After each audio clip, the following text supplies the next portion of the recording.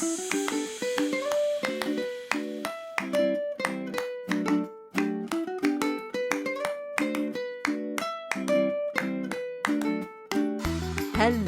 and welcome to Super Great Kids Stories. Wise tales from storytellers around the world, which will make you laugh and sometimes cry. Recommended for ages 5 to 105. I'm Kim and I love stories. Hello, Super Great Kids, and how are you? I hope you had a lovely holiday. I wonder if you told someone a super great story. Or maybe you learned a song or rhyme from a story. Give yourself a pat on the back if you did. Our current theme is fairy tales around the world. And the tale today is told by storyteller Rachel Murray from Derbyshire in the UK. She's going to share an English fairy tale. It's a story about lies and promises and a silly mother who makes a deal with a king and her rather daft daughter who makes a deal with a mean little imp-like creature. And oh dear, what a merry muddle they get themselves into. Now, just before we start this story, can you think of any other fairy tales which you've heard on Super Great Kids Stories which have little people in them? They could be fairies, or pixies, or imps, or even a little red hairy man. Oops, I think I've just given that one away. Why don't you have a think while we have a quick word with the grown-ups? Ready? Off you go. Hello, Super Great Kids, I'm back. Did you think of any fairy tales with little people in them? Well, there's The Tramp and the Boots, told by Amy Douglas, and there's Eggshell Soup, told by Kate Corkery. Do you remember the fairy in that one? And there's The Little Red Hairy Man, told by Rachel Murray, and Pixie Dust and Father Frost and the Star Child, told by me. I wonder how many you thought of. Now, just before we hear from Rachel, there's one word in this story you might not have heard before. It's skein. A skein is a bundle of wool or yarn, sometimes made on a spinning wheel, which is loosely tied and twisted. See if you can spot where the word skein appears in this story. So, are you sitting comfortably? Am I sitting comfortably? Then let's give a warm welcome to Rachel Murray. Hey up, Super Great Kids, it's Rachel here, and I have got a story for you today. Now, it's a story that you might recognise, but it starts as many stories do, once upon a time. Well, once upon a time, there was a woman who lived with her daughter, and the woman, she was busy baking pies. Oh, those pies, they smelt so good coming out of the oven. But when they came out of the oven, oh, she'd left them just a little bit too long, and the crust was slightly hard. And so she said to her daughter, she said, "Daughter, take these pies and put them on the windowsill so that they could come again." Well, the daughter looked at the pies and she wondered how on earth pies could come again. So she took them over there, but they smelt so good and her mouth watered and her tummy rumbled, and she thought, well, if the pies are going to come again, then I can eat them. And she did. Oh, oh, oh, oh, oh. All 5 pies.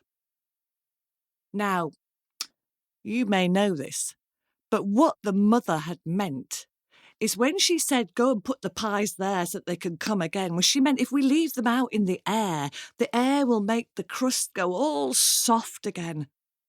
But the girl hadn't understood, and now she'd eaten all 5 pies.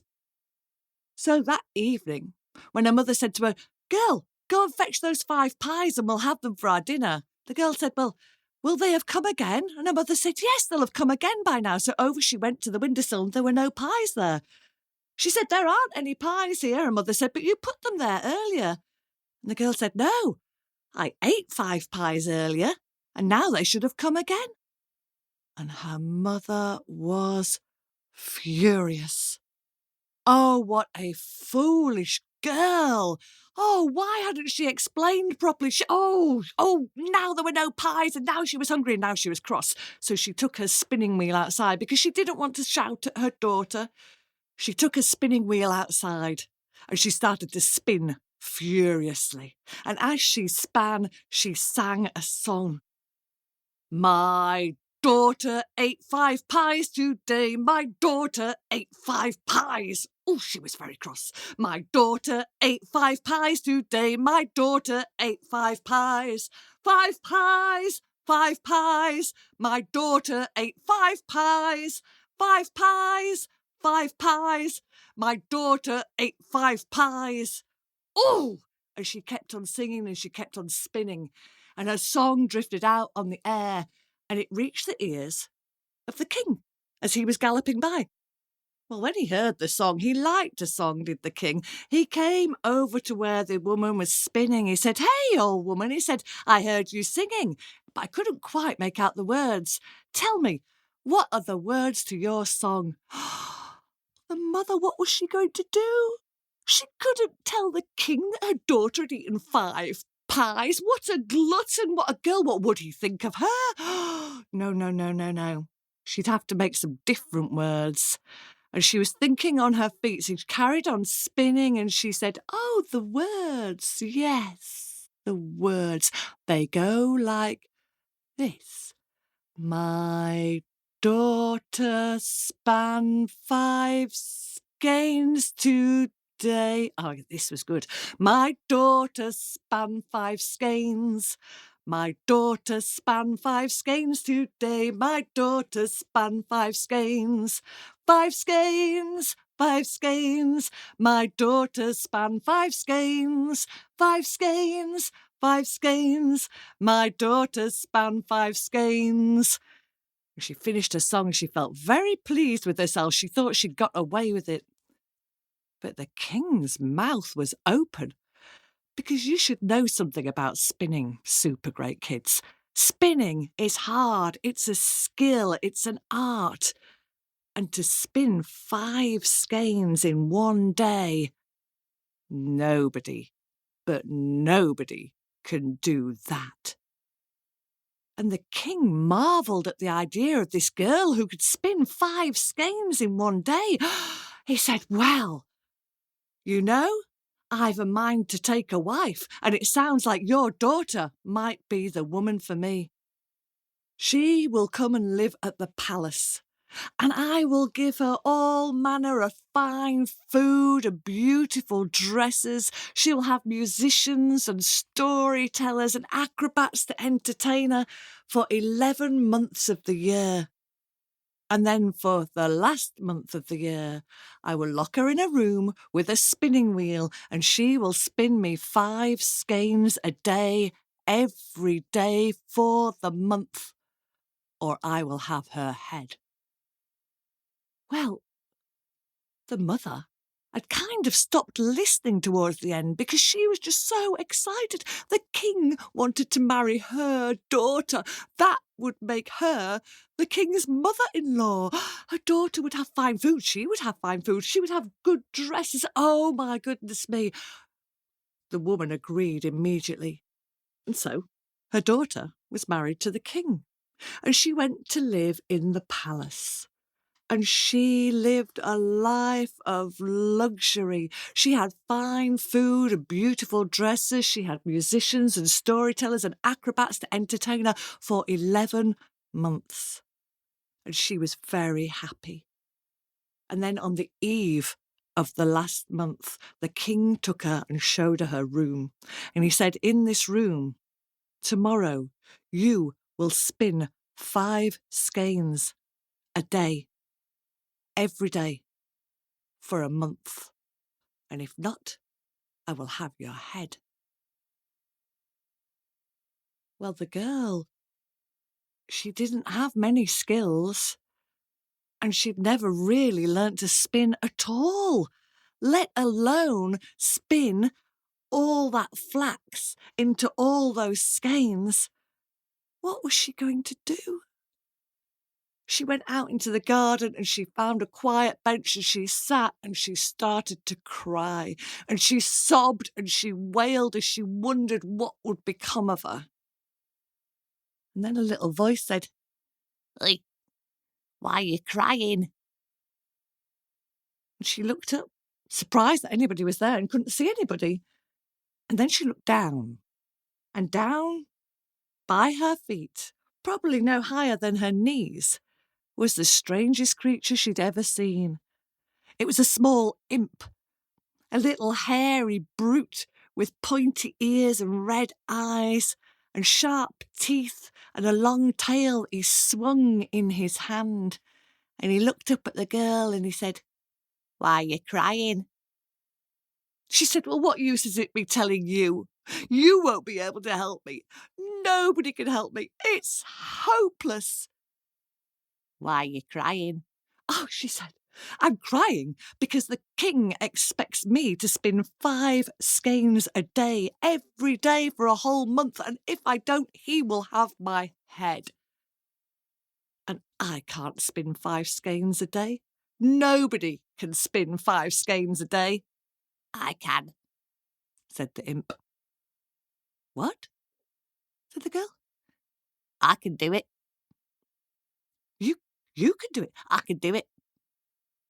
"Well, would you do it?" "Yeah, I'll do it. I can pay you. I can give you gold. I can give you fine food. I can give you a beautiful dress if you'd like it." "No. This is the deal." And the imp laid out his deal. He said that every morning he would arrive and he would take all of the flax and he would spin it into 5 skeins and return at sunset each day with 5 skeins for the girl. And then every day she would get 3 chances to guess his name. And if she guessed it right, then all the work and everything else was hers. But if she never guessed his name, then she would be his. And the imp looked at her with those red flashing eyes. He said, "So, do you want to make a deal? You guess my name, or you are mine." And the girl thought, well, 3 chances a day to guess the name, and at least 30 days in a month. It can't be that hard. "Deal," she said. "Deal," said the little imp, swinging his tail faster and faster now. And then he disappeared. The next day, the king opened the door of the room and he ushered the girl inside with that stool and that spinning wheel and the pile of flax, and he said 5 skeins by the end of the day, and he closed the door. No sooner had he gone, there was a tap on the window. She opened it up, and there was the little imp, and he gathered up all the flax, and poof, he was gone. So all that day, the girl, she sat and she thought about names. She thought about names, and names ran around her head backwards and forwards, thinking about what it could be. And when the sun was setting, there was a at the window, and there was the creature with 5 skeins of beautifully spun yarn. "Well, what's my name?" Well, she thought she'd start the beginning of the alphabet, so with the letter A. "Is it Andrew?" "No." "Oh. Is it Abdullah?" "No." "Is it Anthony?" "No." And the creature was gone. The next day he returned. He took the flax and he came back with 5 skeins, beautifully spun. And this happened day after day. And day after day, the girl tried to guess the creature's name. "Is it Ben?" "No." "Is it Brian?" "No." "Is it Barnaby?" "No." Oh, day after day. And the answer was always no. The days had passed, weeks had passed, and now it was coming towards the end of the month, and the girl still hadn't guessed his name, and she was starting to get worried. She'd started to bite her nails, and her cheeks were sallow and her eyes were dull. And on the last evening, before the last day, the king came by to see her. And he'd been very pleased with her efforts, all this beautiful skeins that she'd spun. But he looked at her and she looked exhausted. She was thin and nervous. And he thought that work was obviously too much. But there was another day to go. But he did say he would come and sit and eat with her that evening. And he brought some food into that room and they sat together and she looked distracted. And he said, maybe I should tell you a story. And he said, today I went hunting. I went further than I have travelled for many, many moons, he said, across the kingdom. And I heard a song drifting on the air. And you know I like a song. So I rode towards it and I looked over the edge of a great chalk pit, and there in the middle of the chalk pit there was the strangest sight you've ever seen. There was a small creature. It was small, probably no bigger than my knee, with pointy ears and sharp teeth and red eyes and a long tail that it swirled round and round, and it sat at a spinning wheel. And it had flax and it was spinning so fast that it was a blur. And as it span, it was singing, nimmy not, my name's Tom Tit Tot. And nimmy not, my name's Tom Tit Tot. Can you imagine such a thing? Laughed the king. Well, the girl, she sat up and her eyes twinkled brightly and a smile came over her lips and her cheeks flushed with colour, and the king thought she'd never looked more beautiful. Oh, she said, that is a wonderful story. So the next day there was a at the window, and the creature arrived, flashing red eyes, and took away the flax, and at sunset he returned. Well, the girl, she had spent the day looking at her nails, brushing her hair, making herself feel so much better than she had for a long time. And when the creature arrived, his eyes flashing and his little smile playing upon his lips, he said, well, what's my name? She pretended not to know. Oh, she said, is it Zachariah? No. Is it Zebedee?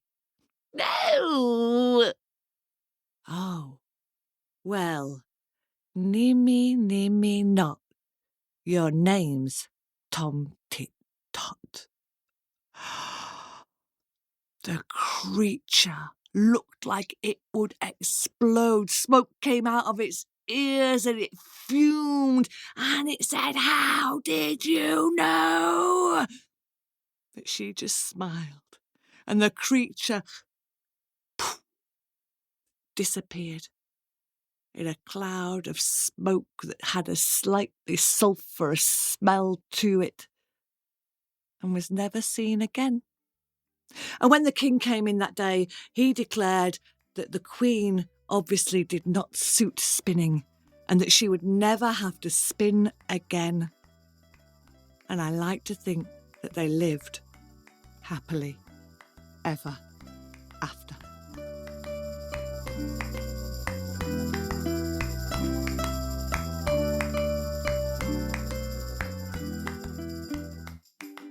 Oh, thanks very much, Rachel, for that story. Now, here's a question. I wonder how different the story would have turned out if all the characters had just been honest with each other and told the truth all along. They might not have been in nearly such a pickle, but then we wouldn't have had our story, would we? I do like the way Rachel does different voices, like the imp. Why are you crying? Really fun. Can you think about giving one of your characters a funny voice in a story that you tell? And that fairy tale might have reminded you of another one you've heard on Super Great Kids Stories. Yes, did you say Rumpelstiltskin? Hurrah, you'd be right. And also, it's a little bit like Oniroka, the one from Japan about the water ogre. Now, lots of you have joined our Owlets Club recently, so it's time to dip deep into our bag of happies and say hello and thank you to some new owlets. Woo-hoo-hoo-hoo. And hello to Thea, who is 6 from rural Pennsylvania in the US. Thea loves colouring with her friends and her favourite food is chocolate. She drew a brilliant picture of the ghost of the bloody finger. Thank you, Thea. And let's swoop over now to Shoreline in Washington in the US and say happy hoots to Gabriella, who is 4. Gabriella has been listening to Super Great Kids stories since she was 2 for half of her life. She drew a marvellous picture of Tiger running away from 2 magic yams, inspired by the story Anansi and the Magic Yams. Thank you for that, Gabriella. And let's flip-flap-fly now over to Culver City in California, where long-term fans and newly fledged owlets have their nest. Juniper, who is 4, and Everly, who is 6. Ooh, hello and happy listening.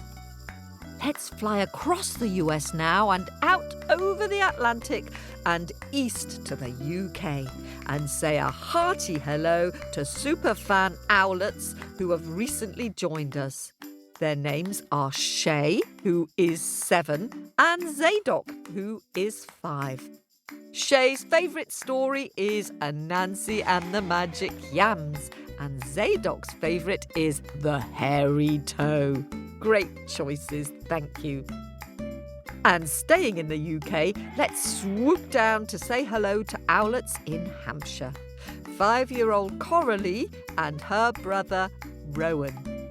Coralie has sent us a super great picture of the hare and the tortoise type story from Brazil, Paca and the Beetle. Other family favourites include The Velvet Ribbon, Anansi and Tiger Fat, and The Cow Who Ate the Piper. Ooh, good choices. You must be brave. Back across the pond now to owlets in the US in Sam Tam Valley in Arizona. Gus, who is 7, and Juno, who is 6. They listen to Super Great Kids stories every night and sing along to the colouring song from their bedrooms. Well, that is just lovely. Hoo, hoo, hoo, hoo, hoo, to you two and to all the other new owlets. I hope you're all enjoying the extra stories and the owlet letters. If you've recently joined on Apple and would like a hoot hello, then do let us know via our webpage, supergreatkidsstories.com. We will do our best to give all subscribers who want one a hoot out, but it might take some time, so do be patient. And a very big thanks to all of you who are supporting us on Apple and Patreon. If you'd like to join and hear the stories advert-free, you can subscribe on Apple Podcasts or on Patreon, which you can find on our website at supergreatkidsstories.com. If you subscribe, there are over 30 bonus stories and at least 18 super great scary stories waiting to be enjoyed. If that's the right word for it. And now, you're all so good at drawing, it is hard to choose, but here are my pick of the week pictures. Thanks to 7-year-old Liam in British Columbia in Canada for your picture inspired by the 4 dragons. Thank you, Liam. It's magnificent. I love the way you've labelled all 4 dragons, and I particularly like the black dragon who is doing a fire fart. Very imaginative. I'm glad I don't have any pet dragons. Rather too dangerous. And thanks to Emily, who is 6, and Kaylee, who is 9, from Auckland in New Zealand. They sent in drawings of their favourite stories, The Crab King and River Mama. I just love all the attention to detail, like the sunglasses which the enormous sun is wearing in the River Mama story, and the Crab King's crown. and clouds of mosquitoes just waiting for that bully to surface. 2 great drawings of 2 great stories. Thanks very much for sharing them. And thanks to all of you who sent in pictures. If you'd like to see them, then go to our Facebook page, facebook.com/supergreatkidsstories. And do send us any pictures you've coloured from our colouring book. I'd really like to see what they look like. That's it for this week. Look out for our extra stories for subscribers. This podcast was produced at Wardour Studios in London.